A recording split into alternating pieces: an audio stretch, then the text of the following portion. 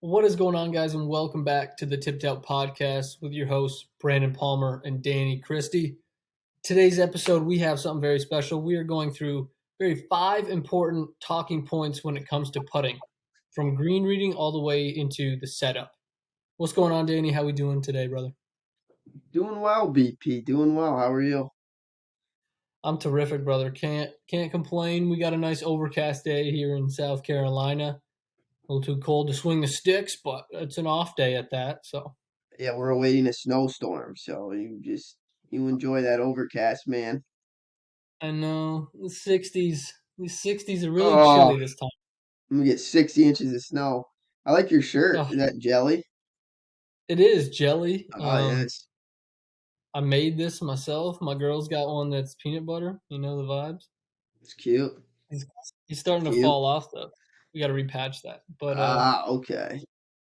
without further ado, my brother, I don't know if the camera or the equipment's picking up on it, but it's quite windy out here today as well. Hmm. Our first talking point brings us right to is: does the ball move on the putting surface with wind? And if so, around what velocity, if you will, does that wind have to be to start moving that ball? So, without looking at your notes, brother, without your Yeah. your Yeah, yeah, uninformed opinion here, what would you think before we did this, wicked strenuous research?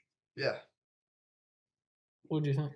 I would think that I know it does. I just don't know Hmm. how much, really. Like I'm a pretty field-based player, so sometimes Yeah. you'll get over a putt, and if the wind's almost knocking me over, I Hmm. do I do put it into contemplation on what that will do to my putt. But yeah, I don't really know how much and when. Hmm. Well, should I tell you? Should I enlighten you? Yeah, I'd like to know, man, because this could help. This could make or break it. So what we've got here, what Tiger Woods, the GOAT himself, said here in Tiger Woods, How I Play Golf. He said that 15 miles per hour is the, kind of the basis for when that ball starts to get moving around on the green. It's golf ball's very light, he says in the book, and it moves around. So we How, see overseas a lot, especially during British Open times. The wind is just howling so much that we've even had to change rules over time, for marking the ball, or is the ball actually at rest, like, yeah, and then it can become unplayable if the ball just doesn't rest at all. So I've seen it before, man. When you're out there and you mark a ball, it's so windy that it literally mm, when you go to place it or something, it starts rolling when yeah, when you place it. So I think the speed of the yeah, greens probably do affect how much the wind will affect it as well. But it's 100%. definitely a good thing to keep an eye on. I always think that it goes well with slope too a little bit. Like Mm, people will sleep on that downhill downwind putt and they'll true. hit that putt around and all of a sudden, man, the greens are inconsistent. This is so fast. Like Yep. you really gotta pay attention to what you're looking at with a putt.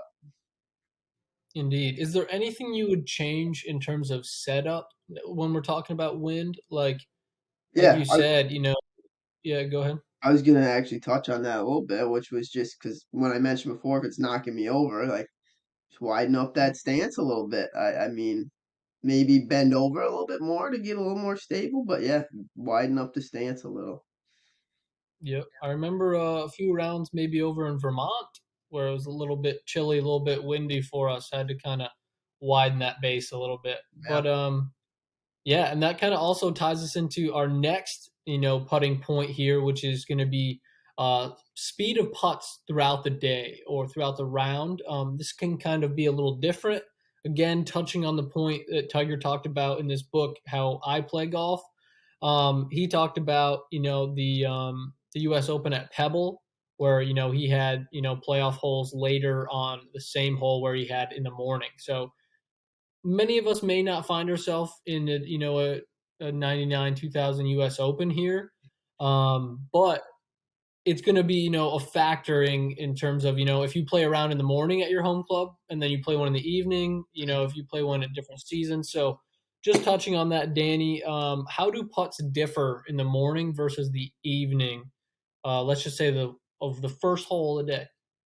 Yeah, first hole in theory is always going to be faster than the 18th.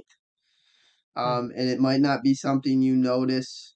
You know, it happens slowly, so you're not going to notice it hole to hole. But especially late at night, or sometimes I feel like you notice it more if you're playing later. Maybe it's the fall or the spring and the dew's settling or something like that. Um, by that 18th hole, it can be noticeably slower. Hmm. Um, the grass is cut short, and each little, however they measure it, eighth of an inch, centimeter of grass length is a big deal, and it affects the roll of the ball a good amount, 100%. I mean, if especially you've prime seen grass some of the, growing season. yeah, This is a exactly. topic I mean, our buddy Aaron Oliver could talk on. We could have him back on the show if we wanted. I'm back on. Yep, no doubt. Call them up. Phone a friend. But no, I mean, really, if you've seen Legend of Bagger Call him right Vance now. I here, could say, hey, Aaron, I got a question for you. we got a question. Um, in the movie Legend of Bagger Vance, they talk about, the grass grows one way in the morning and the other in the afternoon. And truly, it depends on, again, question for AO, maybe, Mr. Aaron Oliver. Um, it's dependent on which type of grass, maybe, which location you are. Again, like you said, growing rate changes. But also, we even have this. What about like time of year where I think you might have touched on it, but if it's more dewy in the morning, or frosty, let's say, and then it starts to heat up, get into the early morning, into early afternoon, or late morning, early afternoon. Now maybe the greens start to heat up a little bit, warm up, and putts get a little faster. So this just again another factor to take into account when we're putting. One, like your geographical location, time of year, time of day you're usually playing. Again, minute factors, but they can play a role when you're really trying to score better. Yeah, and you add them all together, right? We already touched on wind. Now we're touching on time of day. Yep. And the next thing, one of the most important pieces to putting is going to be tempo. So what is when it comes to tempo, we're talking about wind here, we're talking about putt speed, we want to just make a consistent stroke. So most of the time I'm going to be talking about two different putting tempos. These are the two most used on tour, I know. So we've got the putting metronome of 1001 and then the other metronome of 1-2. So this can also be a almost like a training aid for you, and we'll go through that right now. So if you're someone who has a really short backstroke and a very jabby, very quick release of the hands, or very fast, abrupt forward stroke with the hands, you're going to want to switch to a 1001 putting stroke. That's going to give you a little more time, in the backstroke to get the club head moving back, and then to slowly or to I would say in the same rate go forward. We don't want to have a super short and then abrupt change of pace. It'll just totally be inconsistent in terms of strike and roll. And then, of course, the next one, if you're someone who takes wicked long backstroke and then decelerates into the impact zone when putting, you're going to want the 1-2 stroke to get that putter head going back on that upswing and the forward swing a little quicker. Um, Danny, I think we've touched on this before, but do you use either one of these, or have you worked with any metronome or kind of tempo that way before? Yeah, I definitely like to use these. But this is something you taught me close to maybe a year ago now. Whoa. Um, Oh, yeah. but yeah, I find them useful in lessons. I think it's a good even if you don't like to use it personally when you hit the putt. I think it's a Yep. tremendous way to create the understanding and that kind of give them a visualization of what they need to do to change their tempo. I'm a big I love a smooth looking putting stroke, man. I take I give me a stroke on tour that looks jabby and jerky. I mean, you don't see it. You I won't. think a lot of one of the most common problems you'll see is someone that's anxious, tensed up, and jabs at the putt. I feel like when I'm giving putting lessons, and I gave quite a few this summer, a lot of them were getting people to smooth out their stroke and take the hit out of it, kind of take the Mm, anxiety of getting it in the hole. yep, no doubt. And I think, um, would there be do you have, like, a drill you like? I mean, this is kind of like you said, this could be used as a drill, not even to be used, on course all the time, even just training, but is there a certain drill you like when it comes to tempo, or just kinda smoothing out that stroke and kinda go-to for you when it comes to putting? Yeah, I'd say my favorite, and I find it the most effective, is probably, and this ties into a pre-shot routine, but I have Mm, someone not just take static strokes, meaning they take one stroke, then put the putter back at the setup, and then take another stroke, and then put it back at the setup. I want them to not even necessarily think about putting a ball, but take that putter down in front of them and start just moving it back and forth mm, smoothly. And I always talk about a grandfather clock. I mean, any sort of that visualization of woo, woo, right? And gravity's doing its work a little bit. And yeah. they start the putter in the middle, but that's the last time it's in the middle and it's stopped. Okay. It goes back and through. And then after they've done that, then they let it come back and go through and back and through. And once you kind of do that and build up just a little bit of rhythm, um, that'll naturally relieve tension and let the head swing a little bit. Amen to that. And that's the big thing, like you just said right there at the end. We're going to talk about this much more when we get into practical golf, a lot of stuff with John Jacobs, some other instructors. But allowing the head to swing, whether it's the driver or the putter, all we're doing is allowing our body to facilitate this properly weighted device to swing out in front of us. Yeah. It's just shorter when it's with a putter, but we're still allowing the head to swing, and we're trying to do that in the most fluid and pretty motion.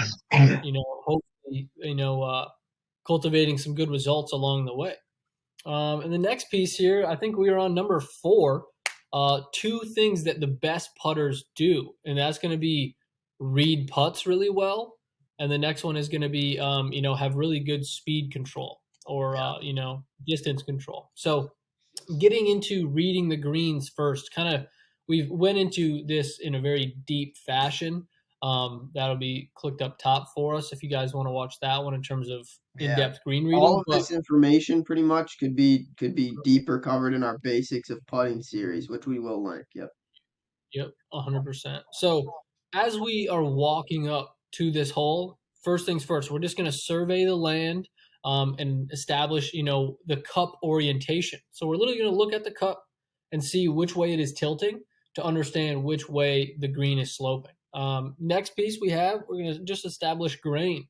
Again, two super simple ways to do that. When you look at the cup, the super worn out edge is going to be which way the grain is going and moving.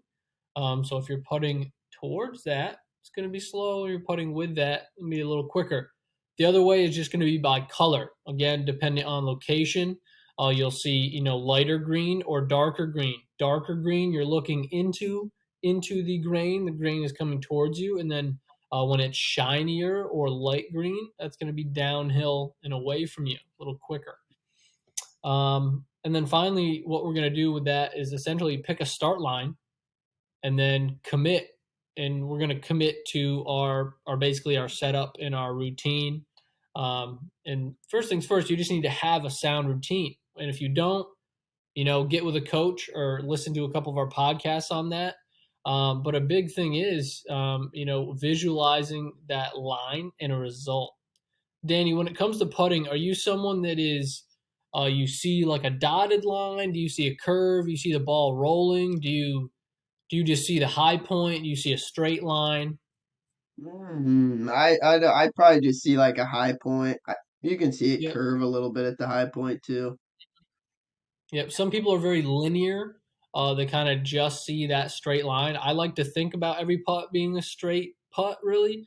I just pick the start line, the high point, and I Yeah. putt to that point and hope it falls.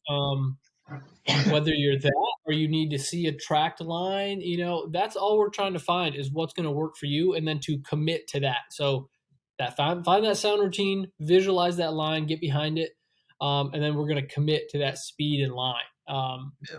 Any simple little tip or drill you have for committing to a certain speed, or finding your certain speed for the green? Um, I like, I think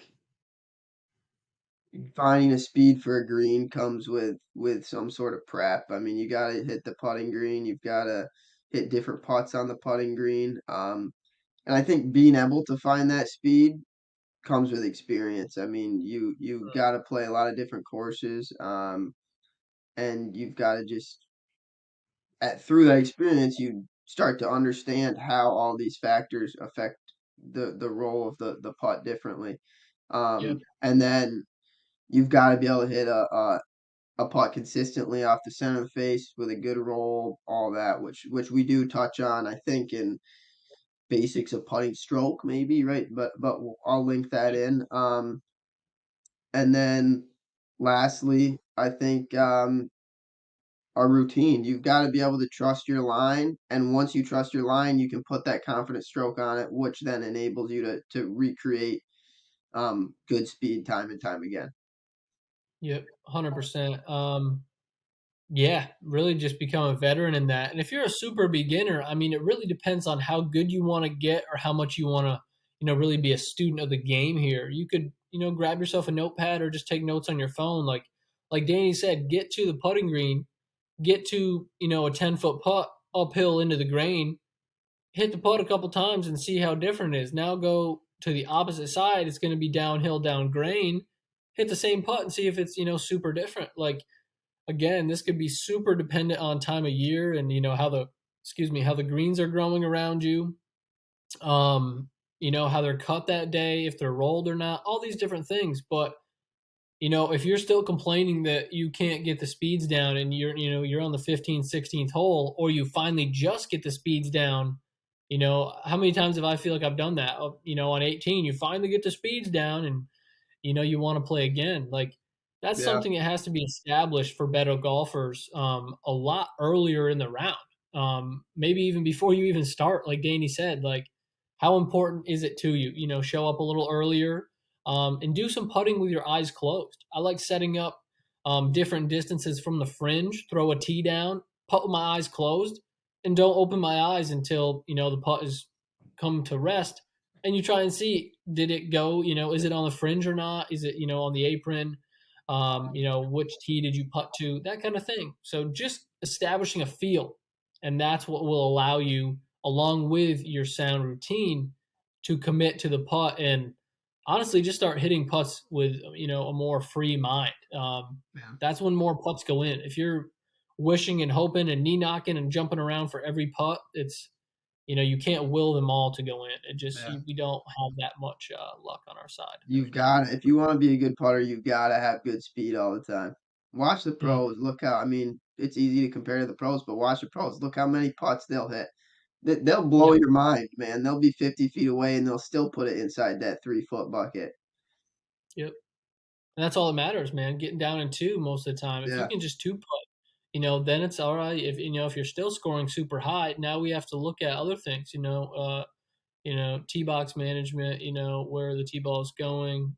Fairways hit, club selection, simple stuff like that. yeah. So, um, I've tip. actually I've What? actually got a good game that I want to cover quick. That's fun. That if you Yeah. got a buddy and you're kicking it at your putting green and you're trying to experience these different putts, it's fun.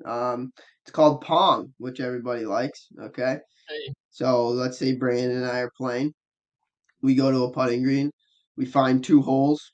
They can be whatever distance apart. I like to say maybe like a 20, 15 footer. Let's say it's a 15 footer.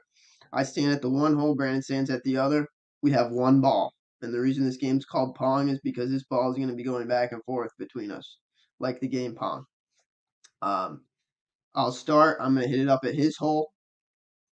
If I get it within the grip of the putter, so, or the leather they call it, so that's from the head to the beginning of the grip. I know it's confusing, but if you get it in that chunk there, that's a point. If you lip it out, it's two. If you put it in the hole, it's three.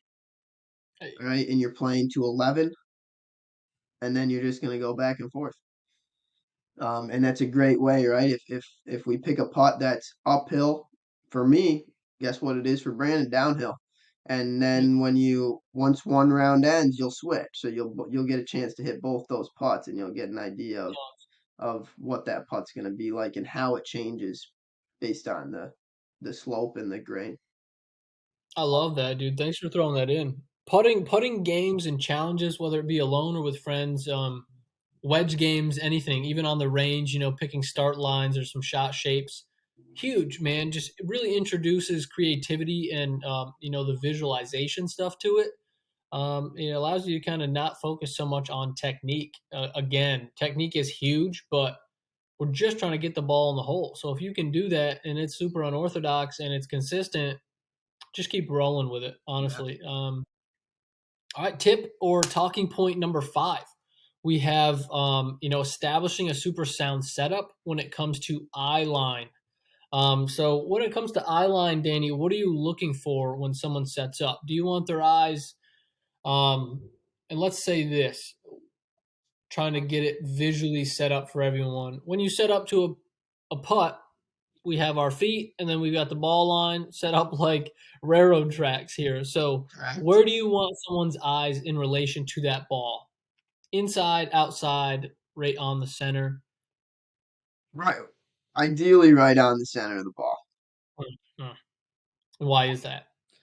That would be because that enables you to see down the line that you intend to hit the putt on better. And I don't want to, jump ahead here. But my thought is, right, we're talking about eye line for people that tend to not hit their start line. They might push or pull some putts. Yep. Wait, what? Did I hear that wrong or something? Was that a Ah, you question? did. I thought you were gonna. I was trying to set you up a little bit. Oh, dude, I was thinking about what I was gonna say, so I was so in different thought. Um, Run it Commonly back. though, and this Brandon knows a little bit more about this, I believe. Um, I feel like more commonly I see people with their eyes slightly inside the ball. Yeah. Does it depend on eye dominance? I feel like you've told me that before. Yes, so that's ironically what if you keep that in, that'll be funny. Ironically, that's what I was thinking about to not hear you correctly there. But yeah, so eye dominance. People that have their eyes over top of the ball are, um, I would say that's more, I think, would it be trail eye dominant? And that's something I can't even speak 100% to. I just know of a student that would always set up over top of the ball. And then, I was talking to one of the lead instructors, and he was like, no, like that's just because of his eye dominance. Like, I'm trying to think for me being, I believe, right eye dominant, I am slightly inside. My eyes are slightly inside the ball. But for him, it must have been left eye. I'll have to set up and try that to be certain. So don't quote me on it. But yes, eye dominance can play a factor in that. But generally speaking, we want your eyes over top of the ball or slightly inside because, especially if you're just someone who's setting up very generically to this ball, if your eyes are too far forward or too far in front of that golf ball, you're going to be seeing the line and you're going to be necessarily pulling putts. You're going to be seeing the line more left. And again, if your eyes are way too inside that ball, you'll be seeing putts out to the side, out to the right for a right handed golfer, and you'll be necessarily just pushing everything. The putter won't have time to close. So not only is it for the proper arc um, in putting, the putting stroke itself, but it's also, in terms of setup and comfortability, and eye orientation. So you're trying to see the line as good or as clearly as possible and to be as consistent as possible. Again, so either, grab our email and send us some of your putts and see if your setup's rocking, or get with your local pro, but it is definitely crucial. We could even use something like a putting mirror to check this. You could use a simple mirror at home. Um, Even just set your phone up and check in the down the line fashion. Yeah. Drop your ball. There you go. What's that one you like, Danny? What's that one Drop you're a alluding ball to? from your eye. Just get on Yeah. your setup, take one of your golf balls, drop it from your eye, see where it lands. That's usually a pretty quick and easy way to do it. I usually do that before every round that matters. Yeah. Another thing too is get your weight distribution properly in your feet. That's You true know, as set well. fold a towel. Roll a towel up, put that under the balls of your feet. You don't even have to putt at home. Like Danny said, set up on that towel and just make your stroke like you're putting. But stay tuned. We're gonna have some stuff in terms of game improvement from home eventually. So stay tuned for that. But And I would just any like other to, thought? Yeah, I'd hit just me like with it. to jut in here quick, my kind of closing point, which I've got a real life example of, and Brandon was a part of it. Hmm. And I always like to tell people putting is more about just calibrating the body. Like I like to say, calibrate the machine, which is just get all these setup things correct Hmm. so that you can have the best chance of success. And I remember probably the best I've rolled the ball this year and the most confident I felt was when I played at Bethpage Black. And who helped me before on my putting? It was Brandon. Okay, and I just remember everyone knows, right? Everyone that plays golf a lot knows when they're getting away with kind of like not putting a great roll on the ball. You're kind of hitting it, and I don't have a ton of confidence in where this is going. And I remember telling that to Brandon. He Yep. said, "All right, come here and let's just throw some things down. We'll check it out." And I think we changed maybe my hand height at the ball, so my putter was a little toe high. We got that Yep. flattened out. We made sure my weight distribution was steady, and we might have changed my eye line slightly. Yep. And then from there, I started hitting them, and I felt like everything was out of the middle of the face. Everything was a pure roll. So that is Definitely. that I is think. without much thought. I really didn't change much. I just fixed a couple things, and we went from there. And that's huge. And that's something as a coach you'll have to really be able to bring to your player is like that was the day before a very big tournament for you. And so it's like, how are we going to change something without changing something? So, like you said, all we essentially did is improve on what we had and then, essentially establish confidence by doing certain little things, putting into a tee instead of a cup, just positive affirmations, videoing it and showing you how good it looks. And then just really establishing that routine and sticking to it. You got to commit to it. You're going to be in the fire at some point. So we'll just see, sink or swim. But anything else, brother? That was incredible. Five super solid points there for putting. I think that Nothing else. that's good, man. I think that people should look forward to checking out these chopped up individually as well on YouTube in short little clips. Maybe one or two will make a YouTube short. Who knows? No doubt. That's going to be a big thing going forward as far as our Spotify listeners. We want to go forward. We don't know exactly what day yet, but we want to come out something that is going to be exclusive to YouTube, that is still part of the Tipped Out podcast team, whether it's like a swing review or a drill video, but something that is going to be tied into the podcast team, but strictly for YouTube. But also, these are always posted to YouTube.